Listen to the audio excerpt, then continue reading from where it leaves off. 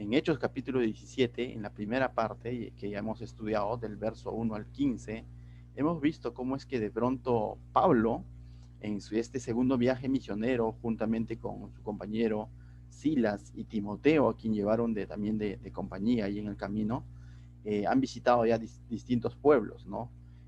Aunque él tenía, dice en un principio, la intención de ir a las iglesias donde él ya había visitado, donde él ya había predicado en su primer viaje misionero, el Espíritu Santo, dice, le impidió en 2 oportunidades.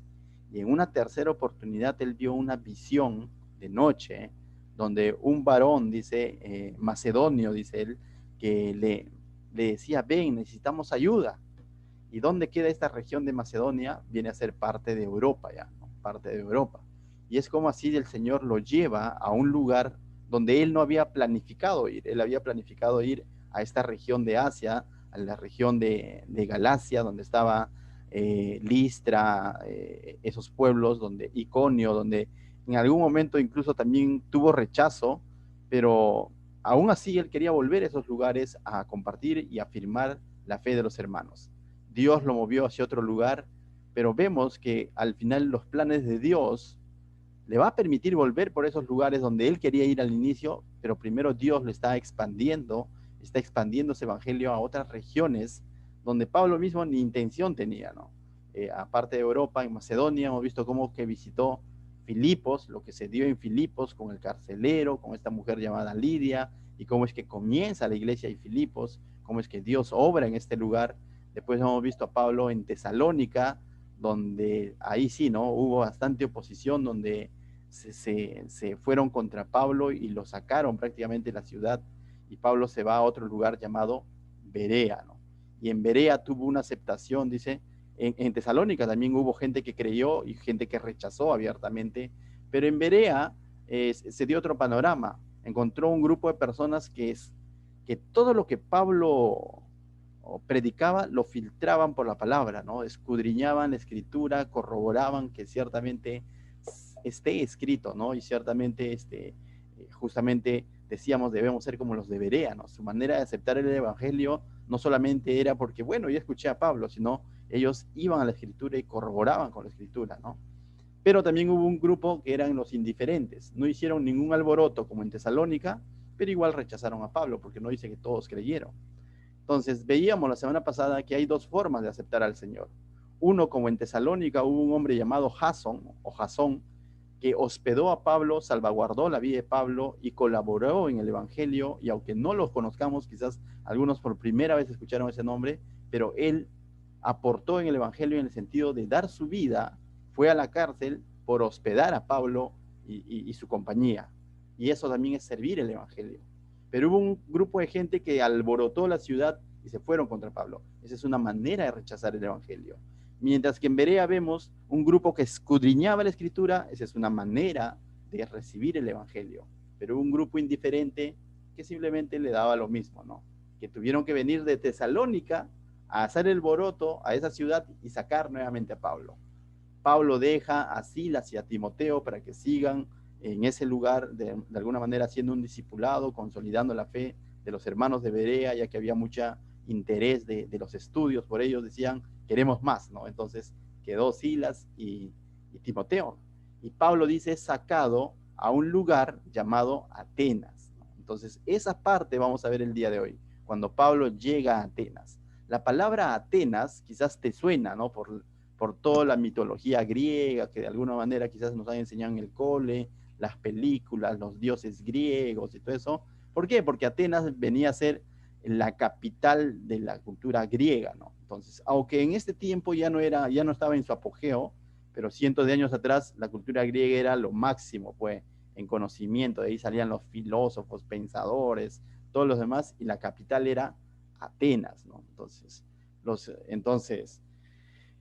y aunque ahora Atenas pertenecía o estaba dentro del Imperio Romano, porque Roma ya estaba ahora en el mando, ya no los griegos, sino Roma estaba en el mando, pero Roma fue muy inteligente. ¿Por qué? Porque Roma absorbió bastante la cultura griega por su conocimiento, por toda esa filosofía, no la erradicó Roma, sino lo mantuvo, porque ese conocimiento, esa filosofía, aquel entonces a ellos les daba estatus, ¿no? Entonces los griegos eran reconocidos por eso, los romanos los invadieron, pero conservaron de ese. Por eso que Roma lo único que hizo con los griegos fue cambiar de nombre a sus dioses. ¿Se acuerdan que decíamos, para los griegos es Artemisa, la diosa en Éfeso, pero para los romanos es Diana? Y así, eso es lo que hacían los romanos, ¿no?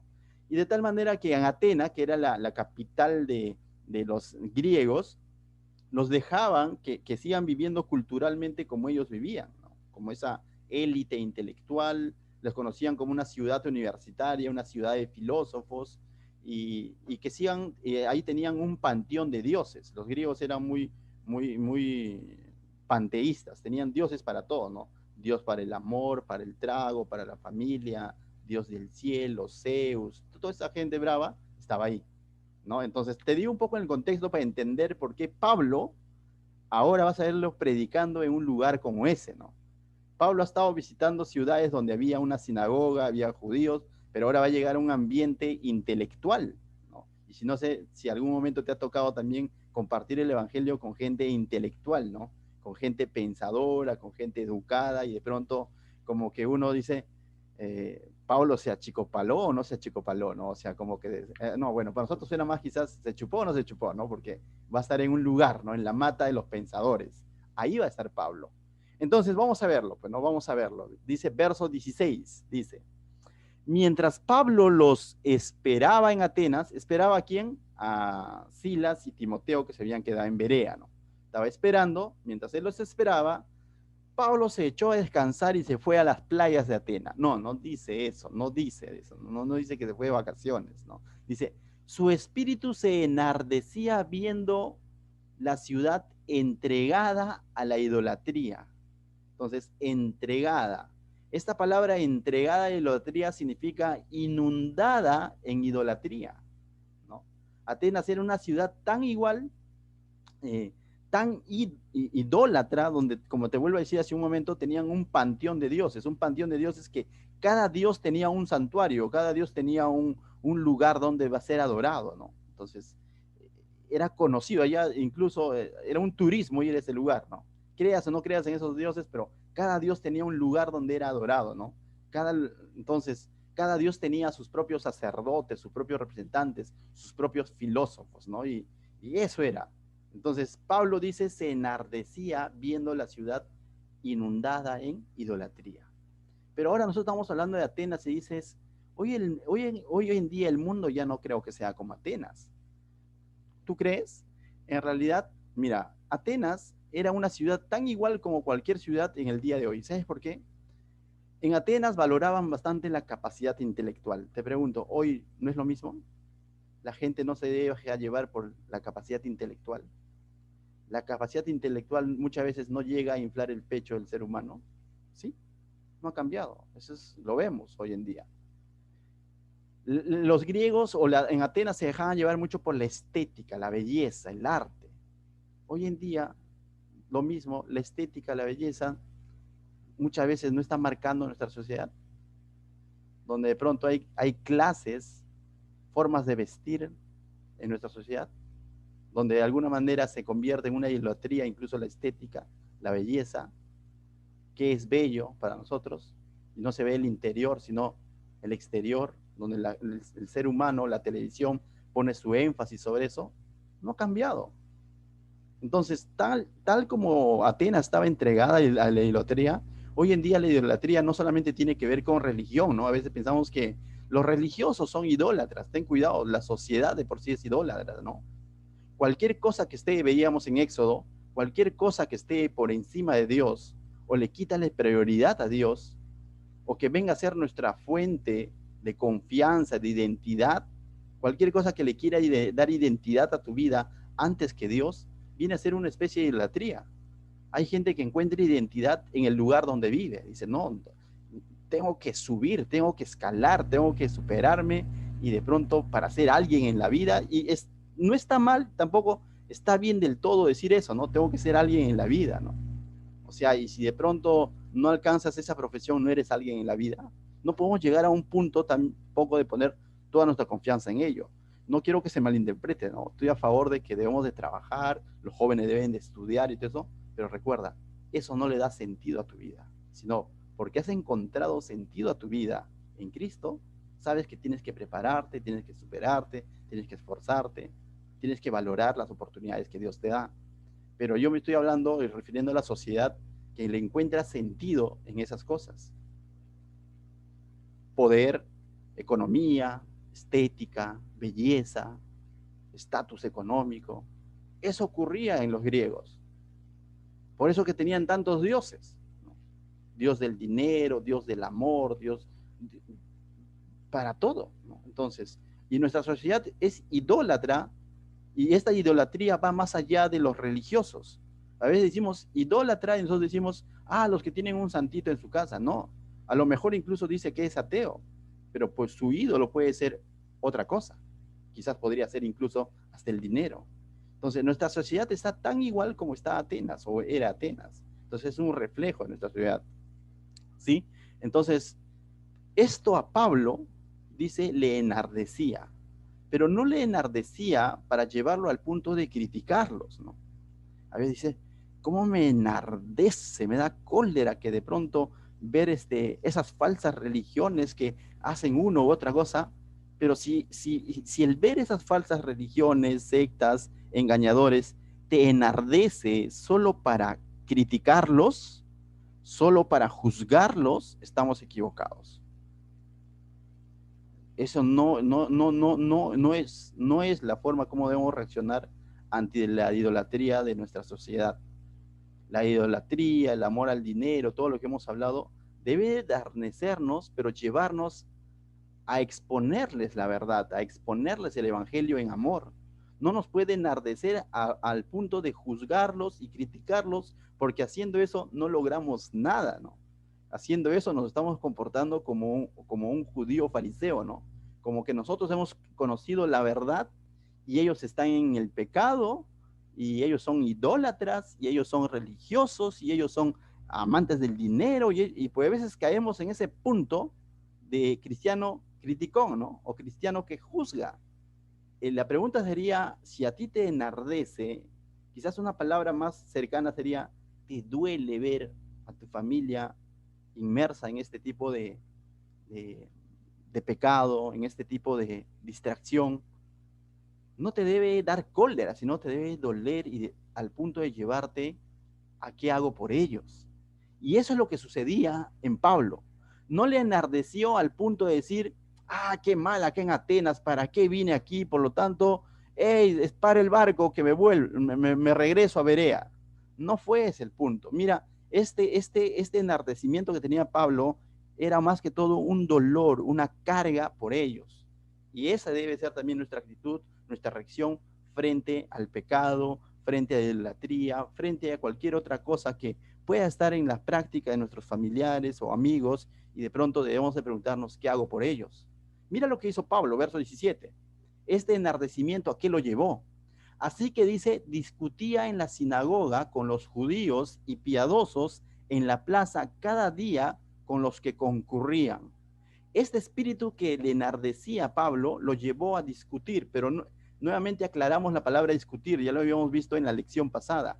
Discutir no es discutir como hoy en día, ¿no? Agarrarte de boca a boca, ¿no? ¿Quién habla más fuerte? Sino discutir básicamente significa hablar abiertamente, dialogar, exponer. Entonces, este pesar, este enardecimiento, este dolor, esta carga que tenía Pablo al ver la idolatría en este pueblo, en este lugar, lo llevó al punto de exponer el evangelio, de abrir la boca, de romper quizás esa timidez, si queremos llamarlo, porque estaba en un lugar intelectual, y de abrirse y no cesar de predicar. No dijo, voy a esperar a Silas y Timoteo que venga para darme valor, ¿no?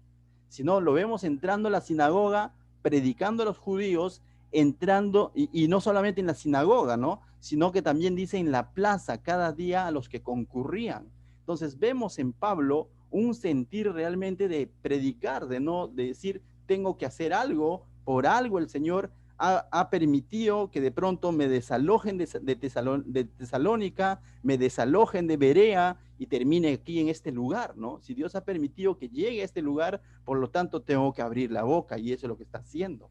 Entonces, mis hermanos, hasta este punto, si en algún momento te ves en esta situación donde tú ves familiares, amigos, compañeros que de pronto tienen sus propias prácticas, que tú no las compartes, no te enojes, no llegues al punto de enardecerte y que te lleve a criticarlos o juzgarlos, sino es tiempo, si Dios te está mostrando eso, es tiempo de que abras la boca en amor y compartas el evangelio. Y eso es lo que hizo Pablo. Y eso es lo que nos enseña esta parte del pasaje, de que Pablo compartió el evangelio. Y mira lo que dice el verso 18.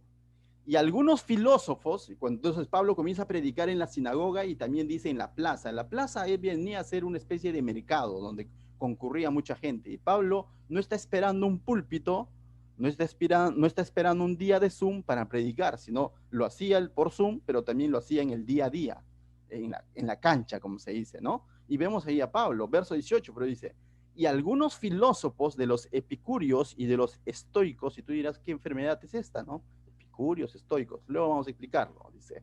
Y algunos filósofos de los epicúreos y de los estoicos, dice, con él, estaban ahí. Y unos decían, ¿qué querrá decir este palabrero? Y otros, parece que es predicador de nuevos dioses, porque les predicaba el evangelio de Jesús y de la resurrección. Interesante, ¿no? Entonces dice, hubo dos grupos, ¿no? Dos grupos, los epicúreos y los estoicos que estaban ahí. Tú dices, ¿cómo se come epicurio? ¿Cómo se come estoico? ¿No? Que para muchos quizás es palabra nueva.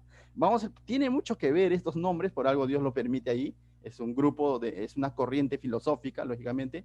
Pero vayamos primero, dice, le pusieron como que un sobrenombre o ya estaban tomando como que un cliché a Pablo, ¿no? Le dijeron, este es un palabrero, ¿no? Este sobrenombre viene como un menosprecio, ¿no? ¿Qué querrá decir este palabrero? Muchas veces cuando compartimos la palabra de Dios se nos puede prejuzgar de diversas maneras, pero no puede ser impedimento para que tú sigas abriendo la boca, para que tú sigas compartiendo el evangelio. A Pablo le dijeron palabrero, y palabrero hoy en día quizás algunos entendemos que es un palabrero, no un floro, ¿no? Este florero, ¿no? O charlatán. Aquel entonces había un pajarito que más allá de comer la semilla, dispersaba la semilla, malograba la semilla, por todos lados lo regaba las semillas, ¿no? Entonces era alguien que iba de un lugar a otro, entonces eso significaba palabrero, ¿no? Un chismoso, aquel que lleva la información de aquí para allá, de aquí para allá, ¿no? Está regando la información. Y lo pusieron a ese punto, ¿no? Pero entonces le estaban diciendo de manera despectiva este palabrero, este charlatán de puro floro, ¿no? Entonces, ciertamente porque no estaban prestando atención al mensaje del evangelio que Pablo les va a dar. Lógicamente, luego Pablo va a llegar a un punto donde les va a decir abiertamente el evangelio, pero en cambio otros, dice, les interesaba porque creían que predicaba nuevos dioses. Ahí lo dice, ¿no? Otros decían, oye, es un predicador de nuevos dioses. Ya pues, y los atenienses se caracterizaban por coleccionar dioses, ¿no? Entonces, ellos mientras más conozcas, a todo le ponían Dios. Dios de la naturaleza, del amor, del trago, de tantas cosas. Entonces, oye, nuevos dioses. Entonces causó cierto interés de decir, vamos a escucharlo, ¿no? No es que esté hablando de un Dios más, ¿no? Entonces, vamos a tener una más, ¿no? En la galería. Entonces, hubo cierto interés por unos que despectivamente le llamaban chismoso, palabrero, y otros que decían, este es un predicador de nuevos dioses. Bueno, hay que prestarle atención, y como ellos eran muy intelectuales y les gustaba escuchar y aprender, muy pegados al conocimiento, entonces, bueno, pues estaban ahí, ¿no? Pero dice ahí epicúreos. ¿Qué son los epicúreos, no? Los epicúreos era una corriente filosófica donde ellos reconocían que había un Dios, ¿ya? Ellos reconocían que habían dioses, ni siquiera un Dios, no. Había dioses, pero que estos dioses están tan lejanos allá en el cielo, ¿no? O sea, en el espacio, y que no tienen nada que ver con lo que tú hagas. Tanto así de que lo que tú haces es muy independiente a estos dioses, ¿no? estos dioses tienen su propio mundo, ahí en la naturaleza, todo eso, pero que la voluntad del hombre, al final tú trazas tu propio camino, ¿no? En conclusión, ellos lo que decían, comamos, bebamos, mañana morimos, ¿no? O sea, depende de ti. Vive la vida, ¿no? Disfruta la vida. Creían en dioses, pero que estos dioses no iban a intervenir en tu voluntad, ¿no? Entonces, come, vive la vida, goza la vida, eran muy abiertos a eso, ¿no? Liberales, y aunque reconocían que hay un Dios. Ellos decían, la vida es una sola, ¿no? Vívela. Si alguien dijo así por estos tiempos también, ¿no? Vive la vida, ¿no? Antes que la vida te viva, ¿no? Entonces, eran medio suicidias, más o menos, algo así, ¿no? Ese era los epicúreos eran así, aunque reconocían a los dioses, normal, ¿no? Los estoicos eran más fatalistas. Los estoicos eran una corriente también panteísta, que también creían en los diversos dioses, pero ellos le ponían Dios a todo. Para que me vaya bien en el amor, culto a Dios del amor, ¿no? Eros creo que es, ¿no? Eros, sí, Eros, ¿no? Ay, para que me vaya bien y este año sea de mucho trago en la casa, Dios Baco, ¿no? Entonces ya, y así a cada Dios, ¿no? Y todo, si les iba algo mal, algo salía mal en la familia, en el amor, Dios Eros se ha enojado conmigo, ¿no? No le he rendido culto, próximo año yo le voy a rendir votos al dios Eros, ¿no? Porque me está yendo mal. Entonces ellos eran muy dependientes de cada uno de estos dioses. Entonces ellos ya tenían una corriente filosófica más fatalista, ¿no? Ellos estaban en el que, bueno, si me está yendo mal es porque el Dios, en el amor, porque el dios Eros lo ha permitido, ¿no? Si me está yendo mal en tal cosa es porque el dios tal lo ha permitido. Entonces, Ahí está, ahí un está. comercial y ya regresé, mil disculpas. Hola, hola, ¿me escuchan? Sí, ¿no? Sí, sí, sí, Mil pastor. disculpas, la señal nos ha sacado aquí. Muy bien, entonces, ambos grupos, unos vive la vida y el otro era un grupo fatalista. Ambos creían en diversos dioses. Unos que esos dioses son ajenos a nosotros, tienen su propio mundo, mientras que los otros todo lo achacaban a sus dioses, ¿no? Entonces, pero ambas corrientes creían que la vida es una sola, aquí. Ambas corrientes rechazaban el tema de la resurrección, por ejemplo. Para ellos la resurrección es algo nuevo, ¿no? O sea, y justamente eso es lo que cuando Pablo predica a Jesucristo, es algo que a ellos les va a chocar. Pero ambos grupos en conclusión estaban perdidos, ¿no? Ambos estaban perdidos, ¿no? Entonces, Pablo encuentra este panorama ahí en Atenas. Y el verso 19 dice, entonces estas personas, al ver a Pablo predicar con toda esa elocuencia, todo eso, les pareció interesante, ¿no? Oye, es interesante este Pablo. Otros decían palabrero, pero a ellos les pareció interesante. Entonces dice, y tomándole, le trajeron al Areópago, diciendo, ya. Mira, interesante, ¿eh? Tomándole, no dice arrebatándose, yéndose contra él, no, sino le hicieron algo formal, ¿no? Ya, o sea, como que de pronto, mira, tienes audiencia, se ve interesante lo que estás predicando, pero como que de pronto estás predicando dioses nuevos. ¿Qué tal si te vienes al Areópago, no? El Areópago era como un anfiteatro hoy en día, ¿no? Pero aquel entonces era como un anfiteatro al aire libre, donde había una especie de gradas, me olvidé buscarles la imagen, pero luego lo googlean, donde había una especie de gradas y el comunicador se colocaba en la parte baja y toda la audiencia en la parte alta, ¿no? Entonces, por cuestión de viento y de posición donde construían los aerópagos, ahí no había micrófono, pues no había parlantes, entonces el que hablaba, declamaba, llegaba para una gran multitud. Entonces, cuando te llevaban al aerópago, ya no estás predicando solo a través de Zoom o a tu familiar, ya estás predicando en un ambiente mucho más abierto, donde había diferentes representantes de diferentes dioses, diferentes filosofías griegas, diferentes corrientes, discípulos de Aristóteles, discípulos de Dionisio, de cada uno de ellos, ¿no? De los epicúreos, los estoicos, todos estaban ahí escuchándote. Ahora te imagínate ponerte en el rol de Pablo y asumir ese reto, ¿no? De hablar ante toda esta audiencia, ¿no? Y lo invitan y lo llevan ahí y le dicen diciendo, ¿podremos saber qué es esta nueva enseñanza que hablas? Es decir, si vas a hablar en la sinagoga, en las plazas, ¿qué tal si vamos al Areópago, ¿no? Hazlo algo más público. Y Pablo va, ¿no? Pablo va, ¿no? Y eso es lo que me encanta de Pablo, y digo, tenía agallas, ¿no? Pero definitivamente es el Espíritu Santo que estaba haciendo su soporte, ¿no? Porque va él allá a ese lugar.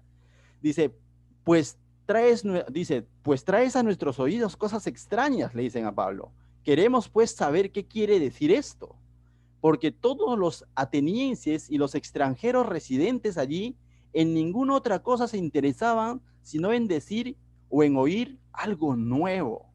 Los atenienses eran, como les vuelvo a decir, eran muy pegados al conocimiento, ¿no? Era como una ciudad universitaria donde ellos valoraban bastante el conocimiento. Entonces, algo nuevo hay que escucharlo, ¿no? O sea, hay que escucharlo. A ellos les gustaba escuchar algo nuevo, ¿no?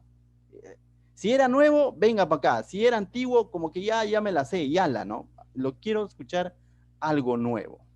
Aún en eso, los atenienses se parece hoy en día a nuestra sociedad.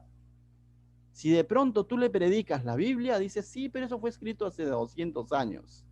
No, digo, hace 2000 años, ¿no? Eso es que fue escrito hace 2000, eso ya es anticuado, dice nuestra sociedad. Pero si de pronto le dices, no sé, ¿no? El coach, ¿no? O sea, levanta tu autoestima, ¿cómo lo llaman ahora? Ciencia de no sé qué, bueno, se me fue. Se me fue. Neurolingüística, ¿no? Esos términos, ¿no? Dice, taller de neurolingüística y el campeón está en ti y todo eso. ¡Wow! La gente dice, es algo nuevo, ¿no? Y encima está de moda porque su corbata también es rosadito con lila, ¿no? Es bacán.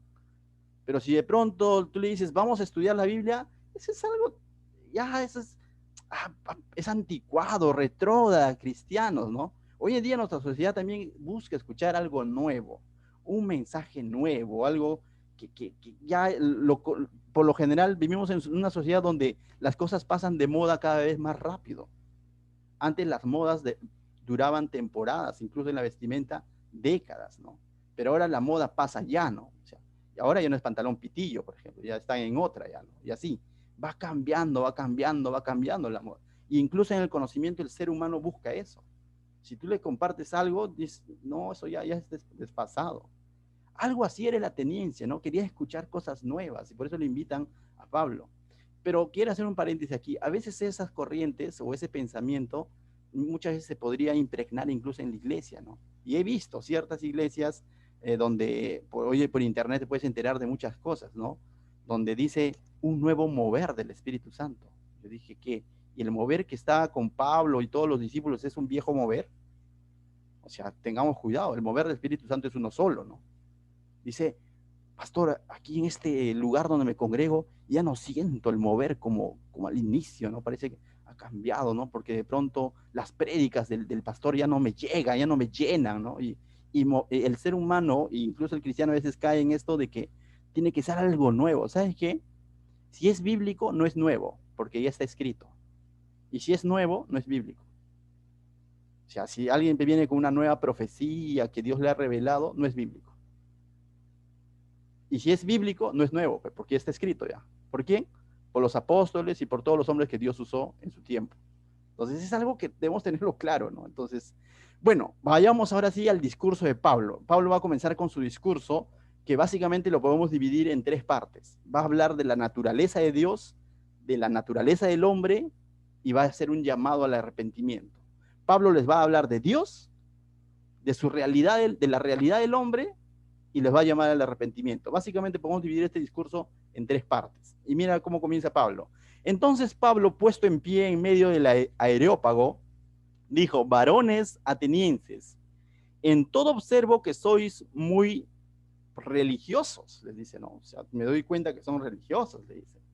Dice, porque pasando y mirando vuestros santuarios, Pablo se veía un recorrido turístico, pues, ¿no? Dice, hallé también un altar en el cual estaba la inscripción al Dios no conocido, al que vosotros adoráis, pues sin conocerle es a quien yo os anuncio. Dice, pues sin conocerle es a quien yo os anuncio. Entonces vamos a hacer una aclaración aquí. Los atenienses tenían muchos santuarios en la ciudad y por lo general estaban al ingreso de la ciudad. Santuario a Zeus, santuario a Afrodita, santuario a Artemisa, santuario a Eros, santuario a Bacus. A eso lo conocían como un panteón de dioses. Y dentro de esos había un santuario, o sea, un lugar donde iban a rendir adoración, donde había una inscripción y decía, al Dios no conocido. Tanto llegaba su panteísmo que ellos tenían para cada Dios, y por si acaso hay un Dios que todavía no lo conocemos, por si acaso también vamos a adorarlo. ¿Me dejó entender? Esto nació más o menos cientos de años atrás, cuando un hombre decía, ¿no? Aquí vamos a presentar sacrificios el día de hoy. Soltaban, dice, un corderito. Si el corderito se recostaba o ingresaba al santuario de Zeus, hoy día hay que sacrificar para Zeus. Si el corderito de pronto que soltaban se ingresaba al santuario de Artemisa, vamos a dar sacrificio a Artemisa. Y si el corderito no entraba en ningún santuario, se quedaba ahí en el camino y se echaba ahí, se postraba, allá debe haber un Dios conocido que todavía no, entonces hagámosle un santuario para el Dios no conocido. Y así nació este tema del santuario no conocido, ¿no? Y ahora los atenienses, por si acaso, tenían un santuario al Dios no conocido. Y Pablo les dice, yo he visto todos sus santuarios y hay uno que dice al Dios no conocido. Por lo tanto, le dice Pablo, ciertamente ustedes son así, adoran cualquier cosa, adoran de todo, porque no conocen al verdadero Dios, pues. Y de ese Dios quiero hablarles. ¿Me dejo entender? De ese Dios que ustedes no conocen y que sin darse cuenta y al hacer un santuario diciendo al Dios no conocido, al mismo tiempo estar reconociendo que hay un Dios, pero este Dios es el verdadero.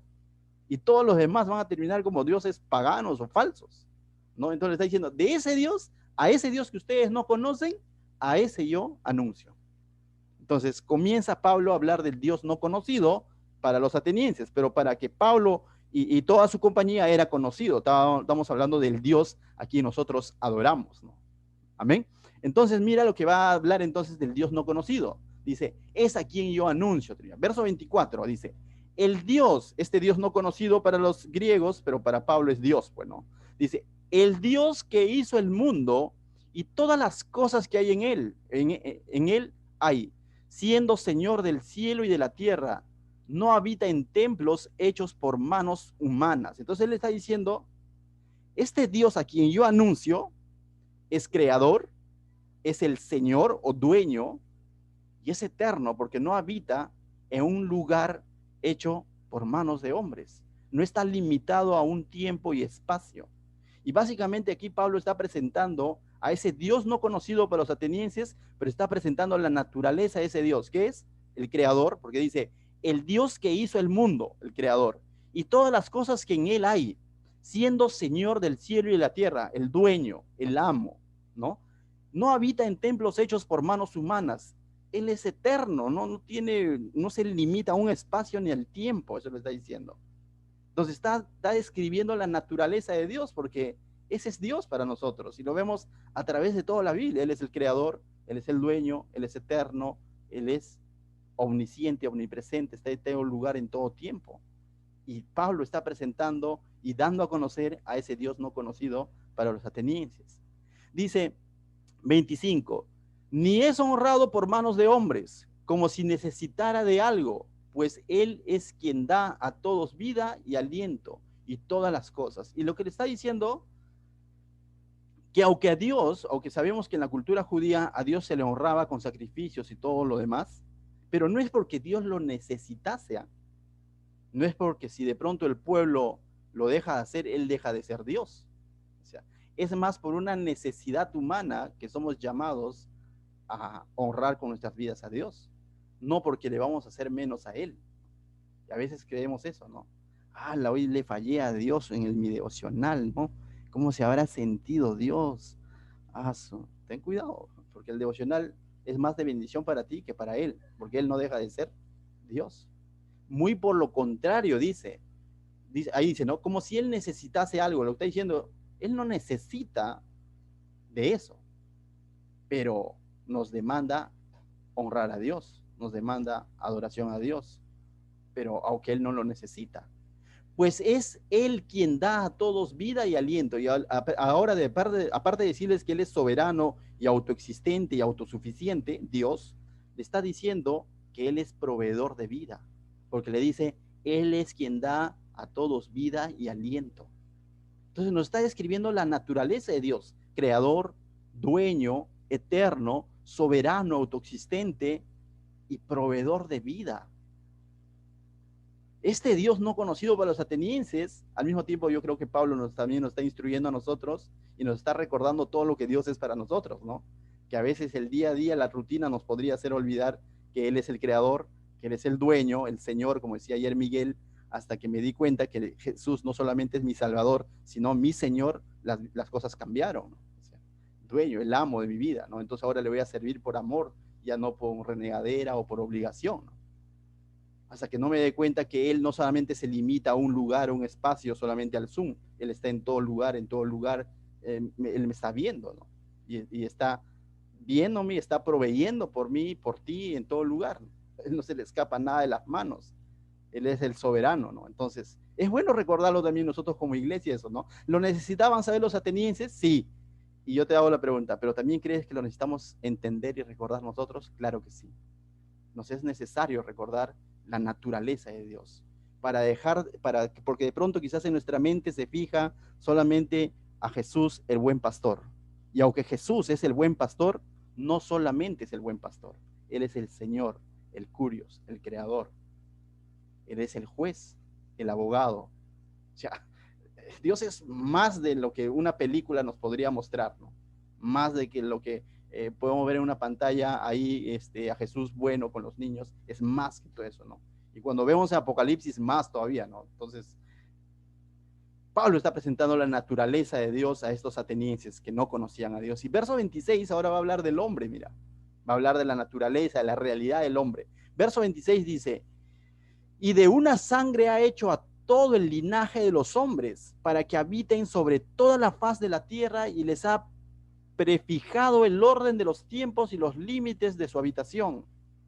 Los griegos eran bien, intelectualmente hablando, eran bien racistas. O sea, tú sabes de dónde proviene la palabra bárbaro. Los bárbaros un tiempo llegaron a ser enemigos de los griegos, o los griegos de los bárbaros, como quieras verlo. Pero los bárbaros tenían un lenguaje bien prehistórico, por así decirlo, ¿no? Bien limitado. Mientras que el griego tenía una elocuencia, un lenguaje bien nutrido, ¿no? O sea, de mucha influencia, definitivamente. Por eso la Biblia misma fue escrita en griego, a pesar de que estaban gobernados por Roma, ¿no? El latín vino después. Entonces, el griego tenía una elocuencia, ¿no? En cambio, el bárbaro hablaba a lo Tarzán, ¿no? O sea, tú, ser, Jane, ¿no? Algo así. O si no, hablaban o sea, casi todo era, y de ahí vino el palabra, esos son unos bárbaros, ¿no? Porque hablan puro hablaban sin conectores de palabras, sin artículos, ¿no? O sea, yo, ser, hombre, algo así, ¿no? Y los griegos le pusieron esta chapa o este nombre a los bárbaros por su forma como ellos hablaban, ¿no?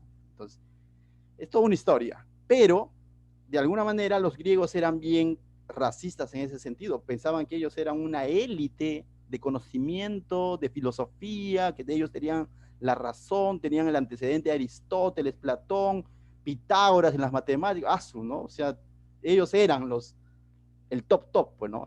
Entonces, el top 10, ¿no? Entonces, los judíos también, los judíos también, porque los judíos también, si volvemos un poco a los judíos, también ellos decían somos los elegidos, ¿no? En Abraham. Y entendieron mal ese tema de la elección. Fueron elegidos para transmitir a un pueblo gobernado por Dios ante la sociedad, no para discriminar a la sociedad, ¿no? Ellos fueron elegidos ciertamente, pero para mostrar cómo es que Dios ama a la humanidad, no para otra cosa, ¿no? Pero también eran clasistas. Entonces, aquí Pablo les está diciendo a los griegos, mira, vamos a volverlo a leer, dicho esto, dice, y de toda sangre ha hecho todo el linaje de los hombres. Lo que Pablo le está diciendo, griegos, judíos, romanos, bárbaros, quien fuese, mexicanos, peruanos, todos, dice, de una sangre ha hecho todo el linaje a los hombres. Está diciendo, todos provenimos de un mismo linaje, todos provenimos de una misma sangre. Y está hablando del Dios creador que ha creado al ser humano a todos por igual. Y con lo primero que le está diciendo, no te confundas, griego, puede ser muy filósofo, lo que fuese, pero eres en dignidad, todos venimos de una misma sangre. Dice, y Dios es el que nos ha creado. Dice, para que habiten sobre toda la faz de la tierra y les ha prefijado el orden de los tiempos y los límites de su habitación. ¿Qué significa esto? lo que le está diciendo es que Dios es el que ha dispuesto que cada pueblo, cada lugar se desarrolle en el lugar donde se está desarrollando, y Él no ha perdido el control de los tiempos, porque Dios es el que ha prefijado esto. Prefijado es decir, ha establecido el control de los tiempos. Por si acaso, acá la palabra tiempos es kainos o kainos, ¿no? Que significa, ha prefijado el kairos, disculpa, kairos, que ha prefijado el control de los tiempos, es decir, Dios es el que da aquí la palabra tiempo significa oportunidad, momento adecuado, no significa el cronos. Cronos es qué fecha estamos, qué día es, cuántas horas pasaron. Acá está usando kairos, que significa cuando dice en su tiempo. No hemos escuchado a veces decir en su tiempo se dará, en su tiempo se abrirán puertas, así. Dios ha dado la oportunidad, Dios es el que da, ha permitido, eso lo está diciendo, Él es el que establece esto, incluso que Él esté ahora parado frente a ellos, y también los límites de su habitación, que Dios es el que de alguna manera ha permitido todo esto. Y esto también se aplica a nuestra vida, ¿no? A veces nosotros somos un poco fatalistas, dices, ¿por qué no habré nacido en Estados Unidos? Mi vida sería distinta, y estamos ahí, ¿no? Dios estableció que de pronto ahora estés viviendo en Pachacútec, los que viven en Pachacútec, ¿no? Y eso no le quita ni le resta a Dios. Dios igual sigue en su trono, y si tú has creído en Él, sigue siendo tu Señor, sigue siendo tu proveedor, sigue siendo tu Jireh, sigue siendo tu Rafá, Dios sigue siendo tu sanador, sigue siendo el mismo. ¿No? ¿Cómo hubiese gustado vivir en aquellos tiempos? Ahí decimos, ¿no? Pero Dios ha permitido que vivas en estos tiempos, y en estos tiempos Él tiene un propósito contigo. Y también lo está permitiendo en la vida de Pablo, que ni por acá se le ocurrió estar en un aerópago hablando ante filósofos, y él está reconociendo, diciendo, todos venimos de una misma raza. Y si hubiese escuchado a Pablo de pronto a Acuña decirle que es una raza distinta, Pablo sí le sacaba el chicote, ¿no? Le decía, todos venimos de una misma sangre. Nada de que una nueva raza distinta, nada de eso. Todos venimos de una misma sangre, y Dios lo ha permitido que vivas en el tiempo y el espacio en el que estás viviendo. Básicamente les ha dicho eso. ¿Y para qué ha hecho esto Dios? Ahora va a explicar en el verso 17. ¿Por qué es que Dios de pronto nos ha creado a todos, venimos de una misma raza y estamos en el tiempo y el espacio donde estamos? Dice, para que busquen a Dios. Dice, para que busquen a Dios. Si en alguna manera, palpando, puedan hallarle, aunque ciertamente no está lejos de cada uno de nosotros. Entonces lo que Pablo le está diciendo, ese Dios no conocido, que ustedes tienen un santuario por si acaso, recuerda que dice, ¿no? Te recuerdo que está bien cerca, no está lejos de nosotros, de cada uno de nosotros. Y ellos, yo me imagino al griego o al ateniense volteando a todos lados, ¿no? Diciendo, ¿dónde está, no? O sea, quiero palparlo, ¿dónde está? De ese Dios no conocido, ¿no? Y entonces básicamente le está diciendo, Dios ha permitido que ustedes estén escuchando este mensaje, estén ahorita en este aerópago, porque Dios lo ha establecido así, somos una misma raza, y es más, está bien cerca Dios.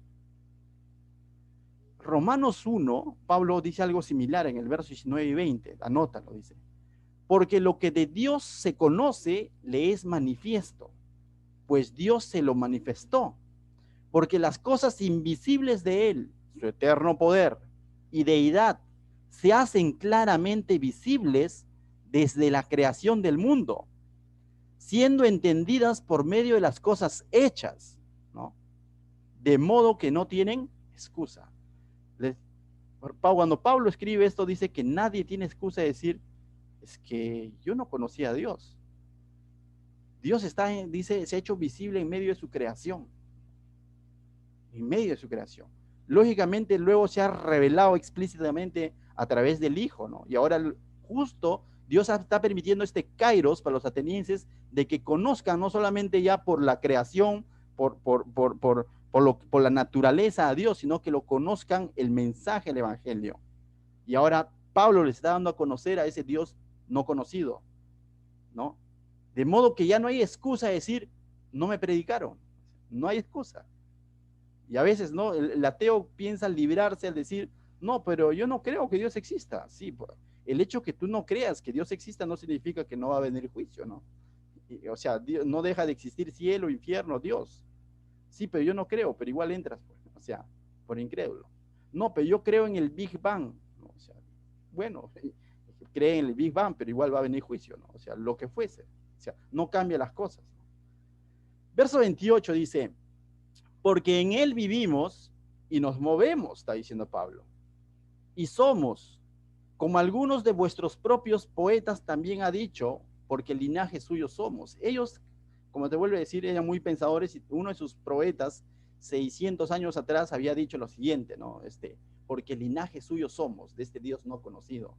Me dejo entender, unos poetas, Epiméndes, que me parece que era, que había dicho que linaje suyo somos, de ese Dios no conocido, ¿no? O sea, porque ellos decían, bueno, hay Dios de todo, pero hay un Dios no conocido, y nosotros somos linaje, descendientes de él. Y ahora Pablo le está recordando, si su propio poeta le está diciendo, dijo en algún momento, porque linaje suyo somos. Entonces le está diciendo, Dios no está lejos de ustedes. Es más, ahora se les está mostrando a través del mensaje, ¿no? Verso 29 dice, siendo pues linaje de Dios, ya entonces acá Pablo ya asume que ellos están entendiéndole de que provienen de quién, del Dios no conocido, es decir, del Dios creador. Siendo pues linaje de Dios, no debemos pensar en la divinidad sea semejante al oro, o la plata, o piedra, escultura, de arte, de imaginación de hombres. Y lo que le está diciendo, entonces, si nosotros somos linaje, el Dios no conocido, tampoco confundamos que divinidad tiene que ver con oro, plata, piedra, porque eso es lo que más ellos hacían, ¿no? Sus santuarios de oro, imágenes de oro, de plata, de piedra, ¿no? O sea, todo eso es lo que ellos levantaban, altares, y le está diciendo, no confundan la divinidad de Dios con cosas materiales, con qué santuario, con qué templo es mucho más pomposo o hermoso, ¿no? O sea, no confundan, le está diciendo. Algo que Pablo también lo explica en Romanos, que acabamos de leer, pero en el verso 21 y 22 dice, pues habiendo conocido a Dios, no le glorificaron como a Dios, sino le dieron, dice, ni le dieron gracias, sino que se envanecieron en sus razonamientos y su necio corazón fue entenebrecido. Profesando ser sabios, se hicieron necios. Y más adelante, si tú sigues leyendo, comenzaron a adorar a la creación y no al creador. Y eso es lo que está diciendo Pablo acá. La divinidad de Dios no tiene que ver con oro, plata, santuario. ¿Sabes por qué? Porque Él les dijo que Dios es eterno, que Dios es el creador, que Dios es el Señor, que Dios es el proveedor, que Dios es el autoexistente, que no es que le hace más ni menos ese santuario que tú le vayas a hacer muy hermoso, por muy buena voluntad que tengas, pero queda ahí, ¿no? Yo creo que esta mañana también de alguna manera nos habla a nosotros, ¿no? No tanto está en el hacer, sino en el ser. Me dejo entender. Quizás que cuando comenzamos a hacer y servirle a Dios pensamos que estamos haciendo algo por Dios, ¿no? Pero eso no puede llenar nuestro ser. El que tiene que llenar nuestro ser es Dios. Y lógicamente se va a ver en los frutos de nuestro hacer, ¿no? Y cuando hagamos algo ya no lo vamos a hacer porque de pronto queremos alcanzar un escalón en las cosas de Dios, sino ya porque ya entendiste que ya te dio todo en la salvación. Ahora lo que haces simplemente es corresponder su amor, ¿no? Entonces, muchas veces en el cristianismo también se mete el tema de la religiosidad, ¿no? Como que el hacer me lleva más, me acerca más a Dios, ¿no? Porque estás cerca a Dios es que haces las cosas que haces. Porque el Señor está tocando tu corazón, habla a través de su palabra, está en una comunión contigo, es lo que haces, lo que haces. Y ese debe ser el orden correcto. ¿Quién eres en Cristo? Por tus frutos se conocerán. Pero no tus frutos determinan quién eres en Cristo. Primero eres hechura suya y después vienen las buenas obras. No es que las buenas obras te hacen hechura suya, ¿no? Entonces es interesante también ver eso. Finalmente, mis hermanos, en el verso 30 les va a llamar al arrepentimiento. Ya les dijo quién es Dios, ya les dijo qué es el hombre y los metió al mismo saco, ¿no? Intelectuales todos, te das cuenta el sermón que está dando Pablo, intelectuales todos les han metido a un mismo saco, y a todos ellos, estoicos, epicuros, atenienses, a todos ellos, miren lo que les va a decir ahora. Va a decir, arrepiéntete, le va a decir algo así, pero en otro tono, pues, ¿no? Mira lo que dice. Pero Dios, habiendo pasado por alto los tiempos de la ignorancia, decirle eso a un ateniense, o sea, es ofensivo, ¿no? Porque de pronto el ateniense se creía tan culto, tan conocedor, y le dice, has estado viviendo en ignorancia, porque has estado adorando cualquier otro Dios, y por si acaso has tenido para el Dios no conocido, su santuario. Y lo que le está diciendo, Dios va a pasar por alto tu ignorancia, porque en ignorancia has estado haciendo eso, pero ahora conoces la verdad. Dice, porque habiendo pasado por alto los tiempos de esta ignorancia, ahora manda, no dice ahora les pide, ahora les ruega, sino ahora manda, ahora que conoces al Dios no conocido, a todos los hombres en todo lugar, atenienses, epicuros, estoicos, judíos, griegos, peruanos, pachacutanos, todos los hombres en todo lugar, dice, que se arrepientan. Y ahora Pablo, una vez que ha expuesto la naturaleza de Dios y la realidad del hombre, está llamando al arrepentimiento, y lo está llamando al arrepentimiento a este pueblo. Jamás debe faltar justamente el llamado al arrepentimiento cuando compartimos el evangelio, mostrar que de pronto la persona que por muy intelectual se haya creído ha estado confundido, ¿no? Y hagámoslo en amor, ¿no? Con todo respeto, y no hay pierde, ¿no? Y vamos a ver que aquí los resultados van a ser diversos. No todos van a decir, gloria a Dios, van a levantar la mano, no todos, ¿no? Pero va a haber un grupo que ciertamente va a ser alcanzado por el Señor a través de Pablo. Entonces, recuerde, el llamado no es tener resultados, el llamado es obedecer para todo siervo. Los resultados, como se dice, dejémoselo al Señor. Y aquí Pablo le dice, arrepiéntanse. Ahora manda, dice, quien sea, donde esté, en cualquier lugar, donde esté, quien sea, tiene que arrepentirse. No, pero eres el docto en la ley, lo sentimos, tiene que arrepentirse. Pero eres de los epicúreos, tiene que arrepentirse. Pero él ha estudiado en la católica, tiene que arrepentirse. Pero él ha sido ministro, tiene que arrepentirse. No hay de otra. Y mira lo que va a dar, ahora va a presentar a Jesucristo, 31. Y una vez que les ha presentado el arrepentimiento, les va a decir que va a haber un juez, que va a venir juicio. Dice, por cuanto ha establecido un día en el cual juzgará al mundo. Y le está diciendo, este Dios no conocido, a quien ustedes tienen por si acaso, va a juzgar el mundo. Y ya está establecido. No es que la está pensando si los juzgo o no los juzgo, sino está establecido que van a ser juzgados. Y en ese juicio va a entrar ateniense, cretense, va a entrar griego, romano, van a entrar todos. Todos vamos a ser juzgados. Le está diciendo, ¿no? Dice, juzgará al mundo con justicia. Y tú dices, con justicia. Y le dice ahí, por aquel varón, ¿y qué tiene que ver la justicia con el varón? Mira, dice, por aquel varón a quien designó. ¿Y de quién estará hablando aquí? ¿A quién designó Dios, por así decirlo? ¿Y a través de quién juzgará con justicia? Dando fe a todos con haberle levantado de los muertos. Ahora se vuelve más claro, pastor. Está hablando de Jesucristo. Jesucristo es nuestro abogado, ¿no? Y muchas veces usamos esa frase, ese versículo, abogado tenemos en Cristo. Pues ¿sabes qué? Él también es juez, príncipe de paz. Y Él va a venir a juzgar justamente al mundo. Y eso nos olvidamos muchas veces. Él es el juez. Él es el que pagó por nuestros pecados también. Él sabe, dice, conoce a sus ovejas, conoce quienes han creído, conoce quienes se han arrepentido de a de veras, conoce quienes están confiando en Él. Podrá decir quizás tu familiar, tu amigo, sí, yo también creo, pero no creo que sea tanto así de cielo, infierno, pero ahí creo, bueno, Jesús, buena gente, todo eso, y Jesús lo sabe, ¿no? Pero necesita saber que ese Jesús, buena gente, va a venir en algún momento a juzgar. ¿Sabes por qué? Porque ahora Pablo está diciendo, porque ha resucitado, porque hay evidencias de que Él ciertamente ha muerto en una cruz, ha hecho justicia. Ahí se ha hecho la justicia, en la cruz, cuando Jesús vino y murió en la cruz, se hizo la justicia. La paga del pecado era muerte y Él vino y murió y ahora dice la Biblia que Él no pecó.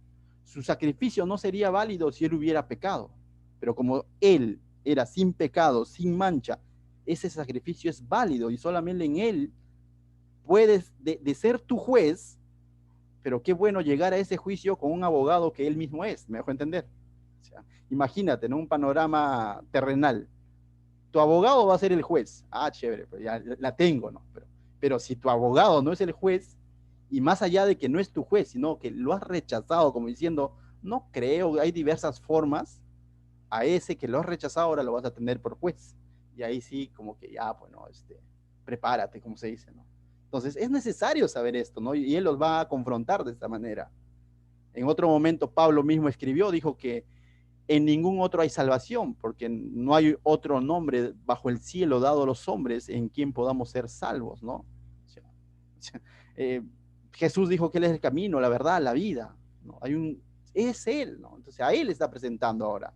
Finalmente, mira lo que va a decir, o los resultados, ya con esto terminamos, los resultados, dice, pero cuando oyeron los de la resurrección de los muertos, unos se burlaban. Y tú dices, ¿es dable? Es dable, y hoy en día es dable. Cuando de pronto tú hablas de Cristo, comparte del Señor, probablemente vas a encontrar gente familiar incluso que se burla y te dice, ya hermanito, ya tranquilo, aleluya, te puede decir, ¿no? Y tantas cosas. Pero bueno, si de Pablo se burlaron, si de Jesús mismo se burlaron, no tiene nada de malo que de pronto se burlen también de tu predicación, ¿no? Y tranquilo, no te desanimes, dale para adelante. Dice, algunos se burlaban y otros decían, ya te oiremos acerca de esto otra vez. Otros dijeron, ya sí, parece interesante, pero más adelante, ¿no? La típica, ¿no? Sí, sí, me gusta escuchar el mensaje, sí, chévere, pero no me quiero comprometer más, ¿no? Pero sí estoy dispuesto a escucharlo nuevamente. Bueno, también es válido, ora por ellos.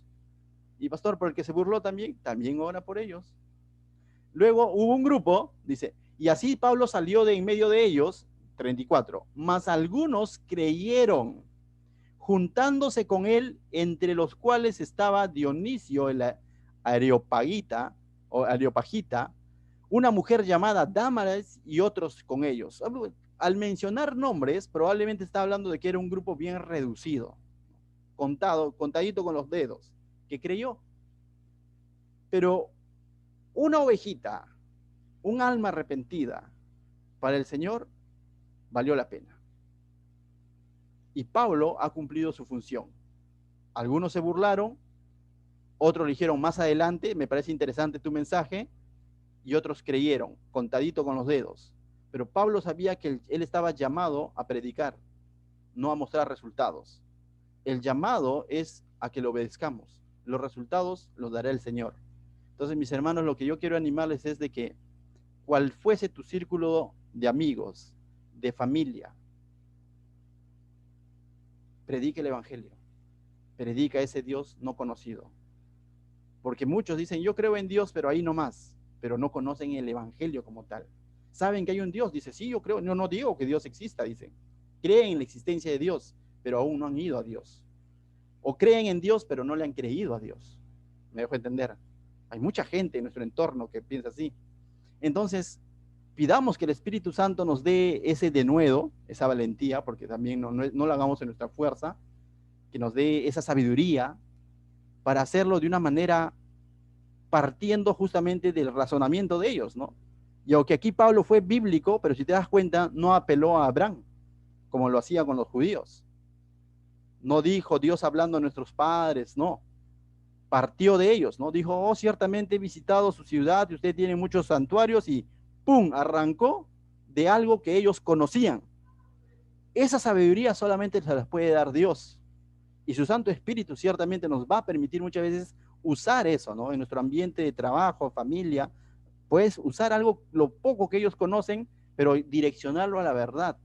Pero el punto, el centro del asunto es que Pablo habló de Dios, habló de la realidad del hombre, presentó a Jesucristo y llamó a Jesucristo, presentó a Jesucristo como el que pagó por nuestros pecados y resucitó a Jesucristo como el juez y llamó al arrepentimiento.